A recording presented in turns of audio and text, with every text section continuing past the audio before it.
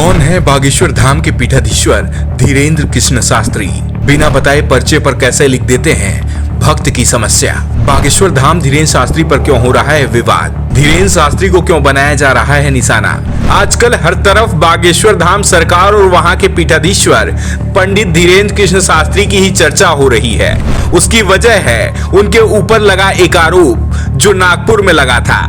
दरअसल धीरेन्द्र कृष्ण शास्त्री पर नागपुर में कथा के बीच में छोड़कर भागने का आरोप लगा था, जिसके बाद धीरेन्द्र कृष्ण शास्त्री भी ताल ठोक कर विरोधियों को जवाब दे रहे हैं। फिलहाल धीरेन्द्र कृष्ण शास्त्री की रामकथा छत्तीसगढ़ की राजधानी रायपुर में शुरू हुई है। इस विवाद और जवाब के बीच अब सबके मन में ये सवाल है कि आखिर ये धीरेन्द्र शास्त्री कौन है जिनकी आज हर तरफ चर्चा हो रही है। चलिए हम आपको विस्तार से बताते हैं कि कौन है धीरेन्द्र शास्त्री।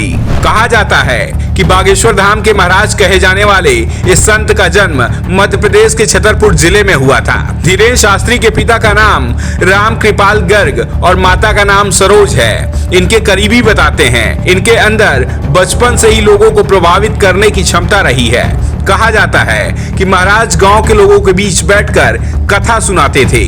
कथा सुनते सुनते उसमें वह इतने प्रखर हो गए कि साल 2009 में उन्होंने अपनी पहली भागवत कथा सुनाई, जिसके बाद धीरे धीरे वो आसपास के गांवों में जाने लगे और लोग इन्हीं से कथा सुनने लगे।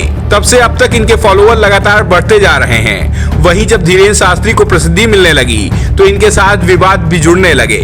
इनके कई बयान मीडिया में वायरल हुए जिनकी काफी आलोचना भी की गई, लेकिन इनके फॉलोअर्स की संख्या में कोई कमी नहीं आई।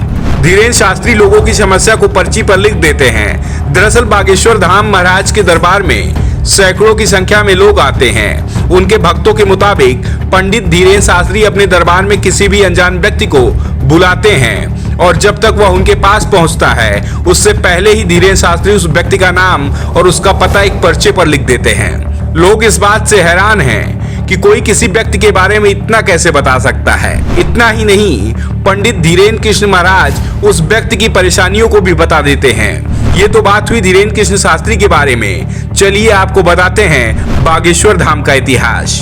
बागेश्वर धाम सरकार मध्य प्रदेश के छतरपुर जिले में स्थित है। यह बालाजी को समर्पित भगवान का मंदिर है। इस प्रसिद्ध मंदिर में बागेश्वर धाम महाराज के दर्शन के लिए देश के कोने कोने से भक्त आते हैं। कहा जाता है कि यह मंदिर सालों पुराना है। इस मंदिर का रेनोवेशन 1986 में कराया गया था।